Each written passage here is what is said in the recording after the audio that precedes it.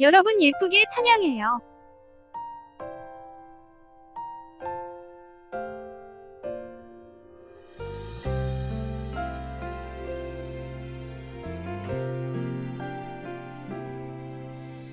이해되지 않는 말씀 마음속 누를 때도 믿음을 드리며 이렇게 고백합니다. 이해되지 않는 말씀 마음속 누를 때도 믿음을 드리며 이렇게 고백합니다.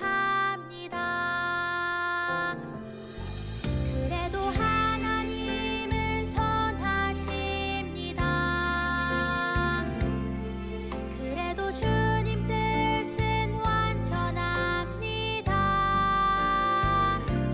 그래도 하나님은 선하십니다.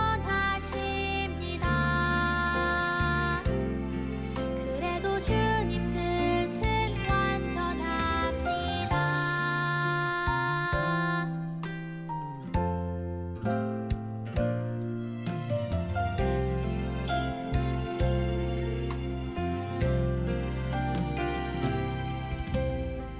이해되지 않는 말씀 마음속 누를 때도 믿음을 드리며 이렇게 고백합니다. 이해되지 않는 말씀 마음속 누를 때도 믿음을 드리며 이렇게 고백합니다. 그래도 하나님은 선하십니다. 그래도 주님 뜻은 완전합니다. 그래도 하나님은 선하십니다. 그래도 주님 뜻은 완전합니다. 그래도 하나님은 선하십니다.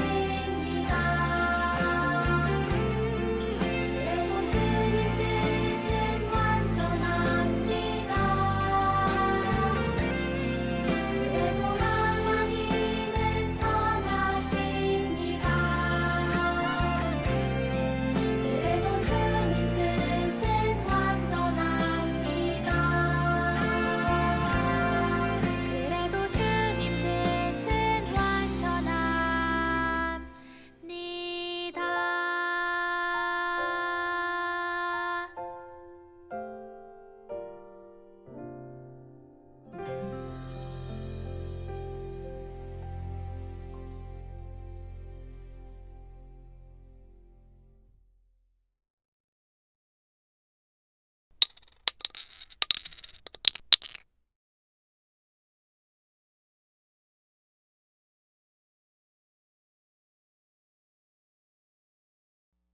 사람들이 내게 우리 함께 여호와의 집에 가자라고 말할 때 나는 기뻐하였습니다.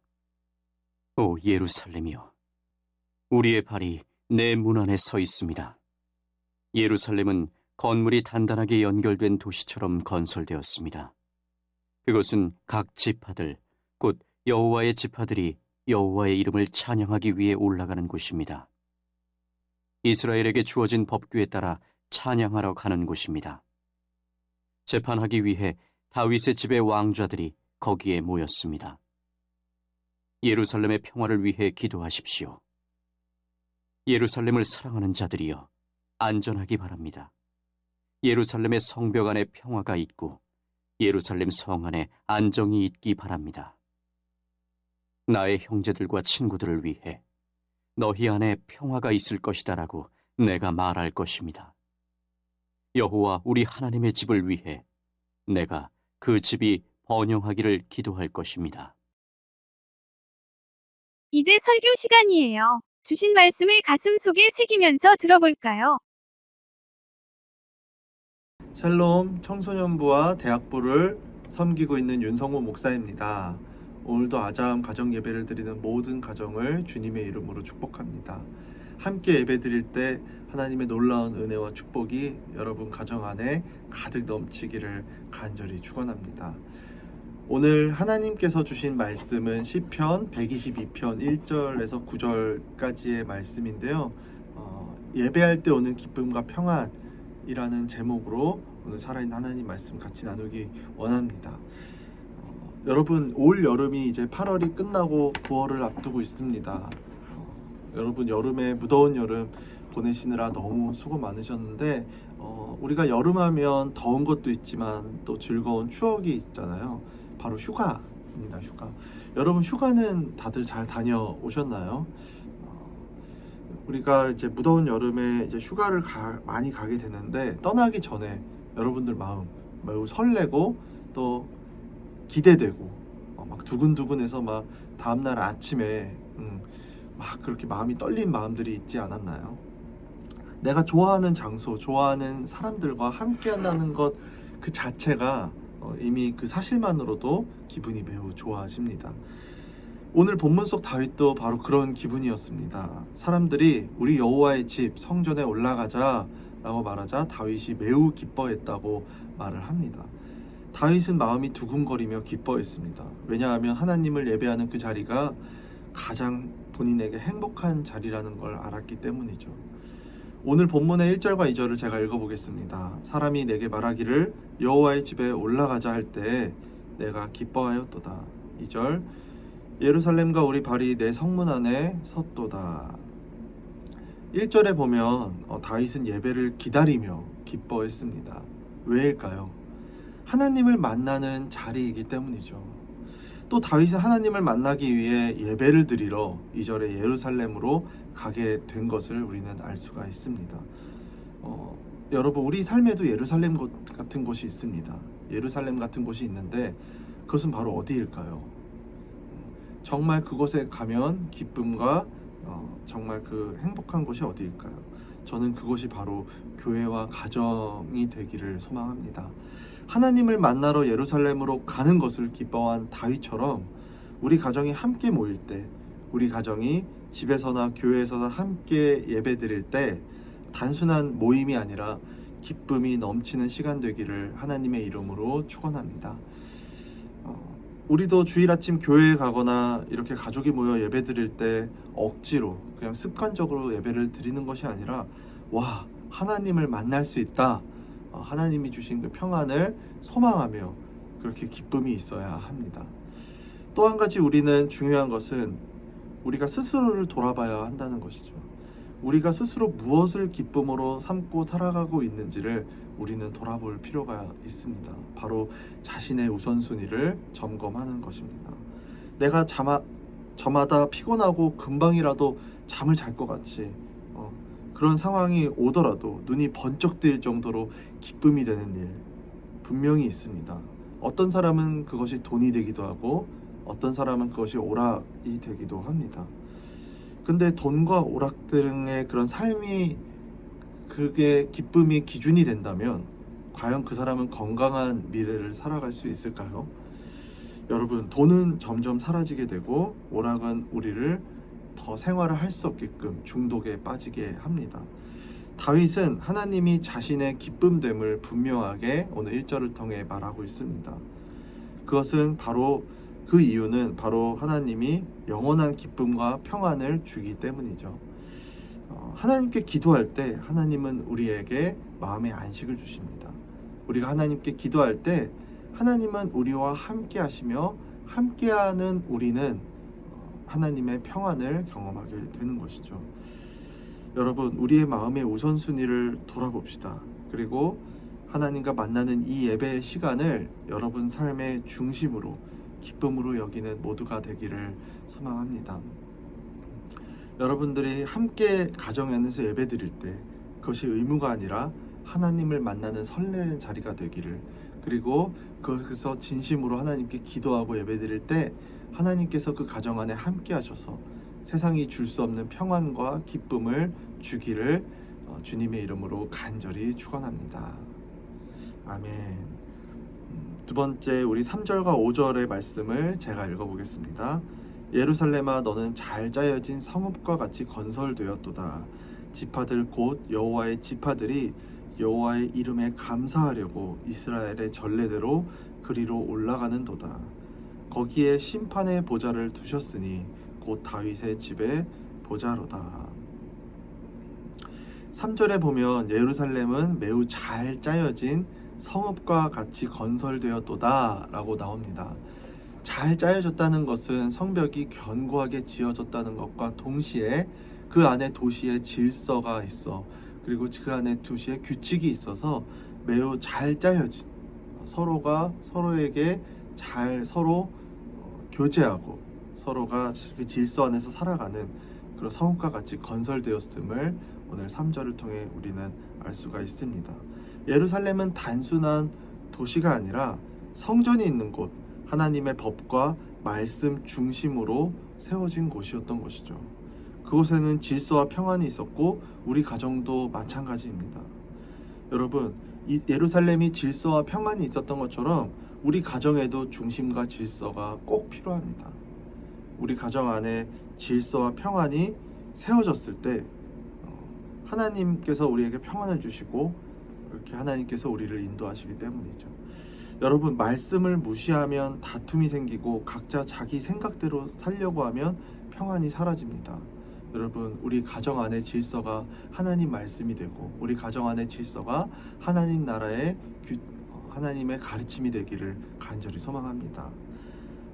우리가 말씀 중심으로 살아가는 결단이 필요할 때 우리가 밥 먹을 때도 기도하고 하루를 시작하며 말씀을 붙잡고 우리 가정에 하나님이 주시는 질서와 평안이 흐르게 될 것입니다.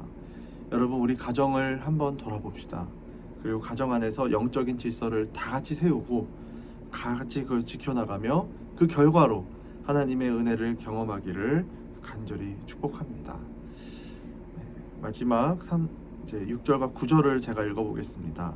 예루살렘을 위하여 평안을 구하라. 예루살렘을 사랑하는 자는 형통하리로다. 내 성 안에는 평안이 있고 내 궁중에는 형통함이 있을지어다. 내가 내 형제와 친구를 위하여 이제 말하리니 내 가운데 평안이 있을지어다. 여호와 우리 하나님의 집을 위하여 내가 너를 위하여 복을 구하리로다. 아멘. 마지막으로 다윗은 예루살렘의 평안을 위해 기도했습니다. 자신이 아니라 예루살렘의 평안을 위해 다윗은 기도했습니다. 왜냐하면 그 평안이 곧 자기 가족과 형제들에게 유익이 되고 하나님의 집이 든든히 서기 위함이었기 때문이죠. 여러분, 우리도 마찬가지입니다. 나를 위한 기도도 매우 중요하지만 더 중요한 것은 우리가 서로를 위해 기도하고 축복하는 것이죠. 우리가 가정 안에서 부모를 위해 기도하고 부모는 자녀를 위해 기도하고 우리가 가정에 함께 교회를 위해 기도하고 서로의 일터와 서로의 기도 제목을 위해 기도하고 나라와 열방을 위해 서로 기도하고 그렇게 서로가 서로에게 기도하는 것은 결국은 나에게 더 큰 기도의 응답과 열매 그리고 하나님의 놀라운 은혜의 결과로 주어지기 때문이죠. 하나님은 우리가 함께 모이기를 힘쓰고 공동체가 함께 연합하는 것을 기뻐하셨습니다. 여러분, 우리 가정에게 오늘 제가 딱 3가지를 같이 권면하고 서로 기도했으면 좋겠습니다. 먼저 첫 번째는 우리 가정을 위해서 서로 기도했으면 좋겠습니다. 부모가 자녀를 위해서, 자녀가 부모를 위해서, 그리고 하나님 우리 가정 안에 평안이 넘치게 해주세요. 같이 기도했으면 좋겠습니다. 두 번째는 우리 교회를 위해서 가정이 함께 기도했으면 좋겠습니다. 하나님 아버지, 우리 교회에 주님의 사랑이 넘치게 해주십시오. 이렇게 기도하고 마지막 3번째, 우리 나라를 위해서 같이 기도하는 가정이 되기를 소망합니다. 하나님, 이 나라와 이 세상에 주님의 평안을 부어 주시옵소서.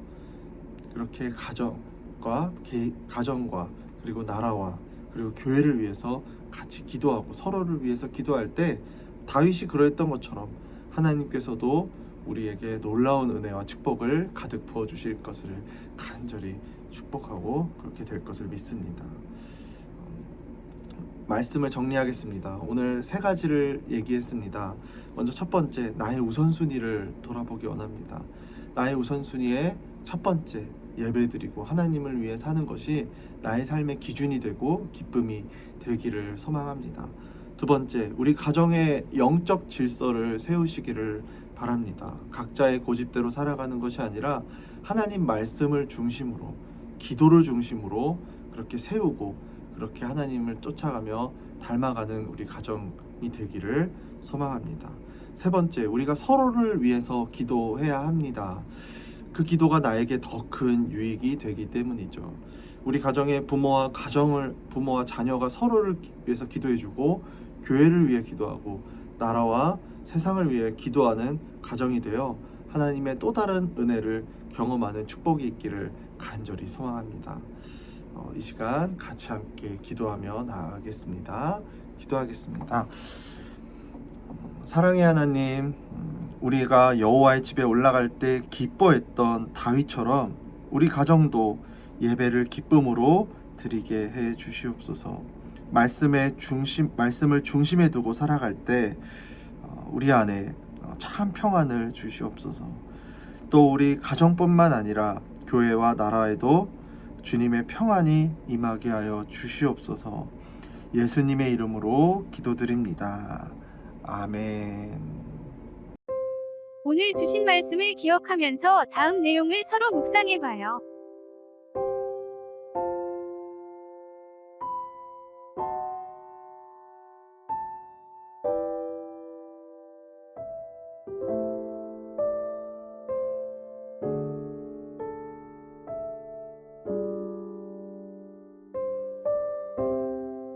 이제 주님께서 주신 기도로 예배를 마치겠습니다. 정성껏 마음 모아 기도합시다.